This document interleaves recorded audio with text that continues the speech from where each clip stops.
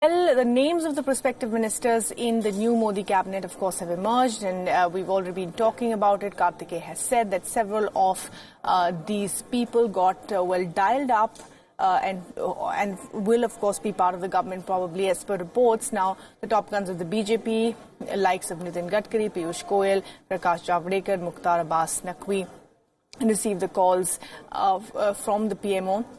Among other ministers who were telephoned were Ramdas Athawale, Ramvilas Paswan, Jitendra Singh, Ravi Shankar Prasad, and as per reports, Smriti Irani, Harsimrat Kaur Badal, Nirmala Sitharaman also received calls from the Prime Minister's office and were subsequently also seen at the PM's residence. Now, Narendra Modi, of course, is all set to be sworn in as the Prime Minister for a second term in just a short while from now. And these are images, of course, that we're getting there from the Rashtrapati Bhavan. Earlier this morning, the Prime Minister-elect also visited Rajghat to pay tributes to Mahatma Gandhi. He then paid his respects to the late Prime Minister Atal Bihari Vajpayee at the memorial Atal Samadhi. He was accompanied by top BJP leaders, including Amit Shah.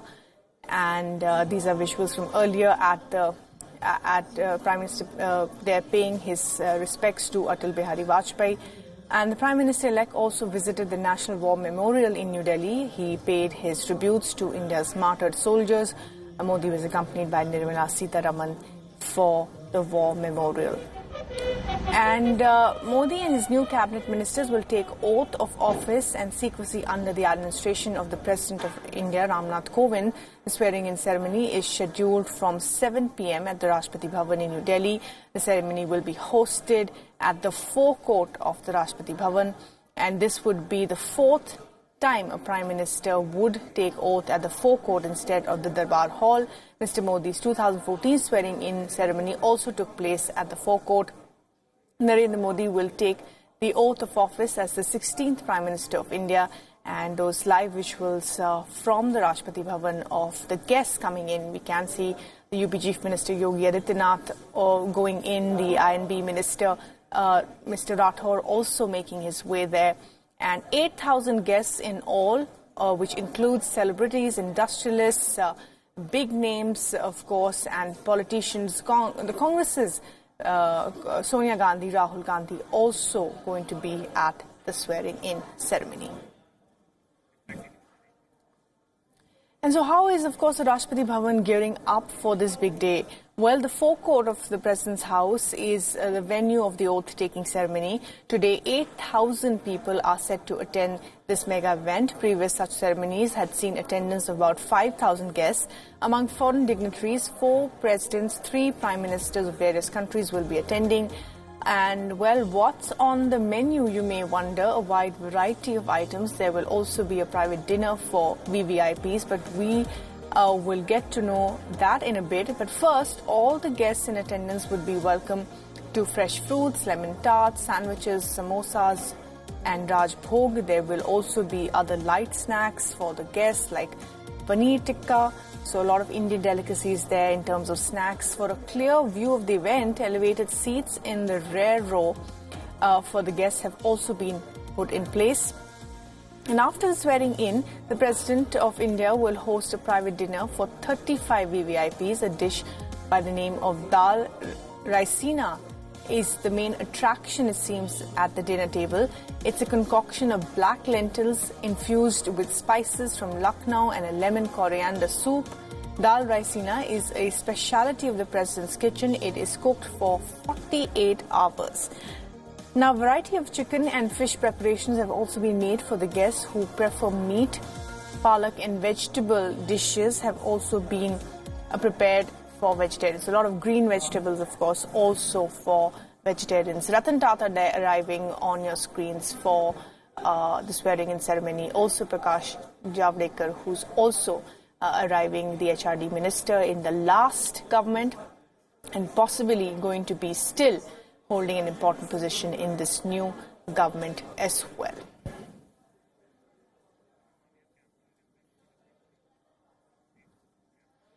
And while the swearing-in ceremony will be attended by 14 heads of states, ambassadors of various nations, intellectuals, political activists, film stars, celebrities are all was slated to attend the ceremony.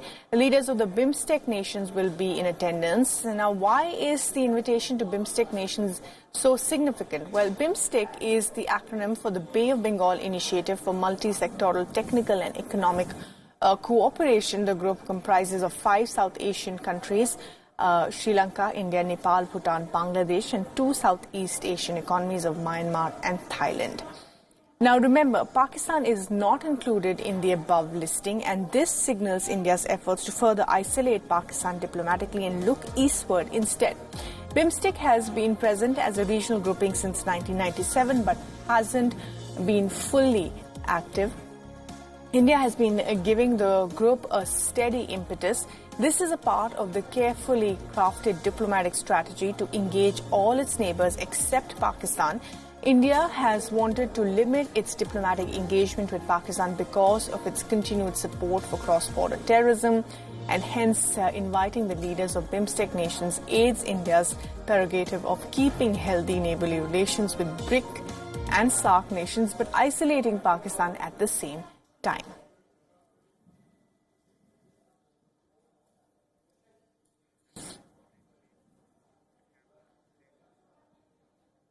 And of course, it's a hot day here in the national capital. The temperature is anything between 44 to 45 degrees. And remember, this is in the forecourt of the Rashtrapati Bhavan. And of course, 8,000 guests trickling in there for the seating arrangement. So it's going to take some time before the swearing in officially starts. But obviously, the guests have to be seated much in advance. So anything from 4 p.m. up till 7 p.m. guests will be seated depending on where you're seated, at the back rows or the front rows, or you are a VVIP where you can obviously arrive last minute. But all in all, some 10,000 security personnel on the streets today in the national capital. There's heavy security blanket across the city, considering such high-profile guests have arrived at the Rashtrapati Bhavan today for the oath-taking ceremony, including presidents and prime ministers of BIMSTEC nations and other regional leaders as well, and obviously many other opposition leaders, ministers, the prime minister, the president, several dozens of industrialists as well. So apart from foreign dignitaries and corporate bigwigs, eminent sports persons and Bollywood celebrities have also been invited to the Rashtrapati Bhavan today. On the guest list are some of the well-known faces from the world of sports. The former cricketer Rahul Dravid and Javagal Srinath have also been invited for the oath-taking ceremony. Harbhajan Singh has also been extended an invitation. The same for badminton, and A. Saina Nehwal, coach Gopi Chand and gymnast Deepa Karmakar have also been invited as well for the oath-taking ceremony this evening. And when it comes to Bollywood stars, well, Akshay Kumar is on that list. Anupam Kher, a close friend of Prime Minister-designate Modi.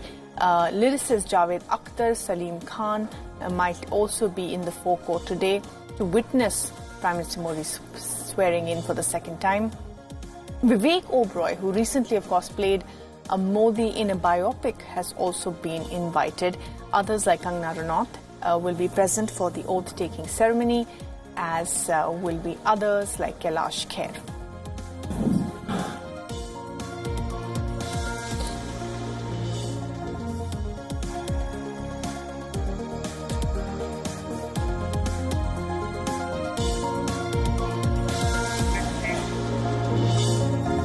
And in fact, NRIs have, of course, been one of the biggest support bases for Prime Minister Narendra Modi, and many of them are here to attend his oath-taking ceremony as well. Our correspondent Siddhant Sibal caught up with some of them. Take a look. My name is Bhupendra Kumar and I'm from Dubai. This is my card. I just received it.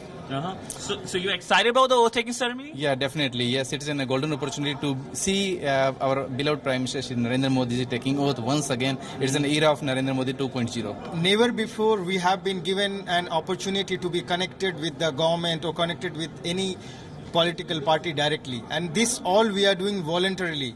It is not that we are doing for any motivation. We are doing just for our motherland, that is India. 18-hour travel from New Zealand to India, and I am very excited to be a part of this oath ceremony.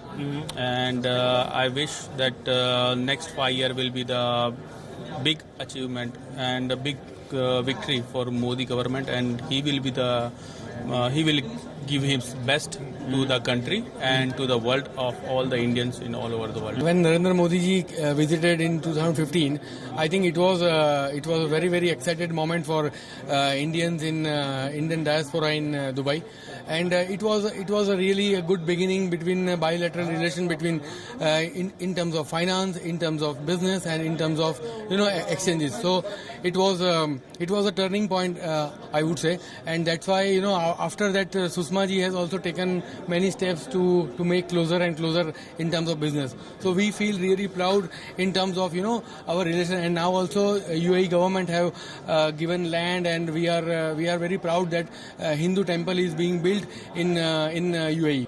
Well, if you look at from past 5 years, the Indians which are staying in Singapore, they feel really proud the way the stable government which we are actually having under the leadership of Prime Minister Modi ji, and then the way he connect with the people, and then the strategy which he is having for the NRIs. Even it is something now every NRI in Singapore is really feeling that yes, they are from India and they are actually contributing to the world economy and to strengthen the overall relationship with the entire world.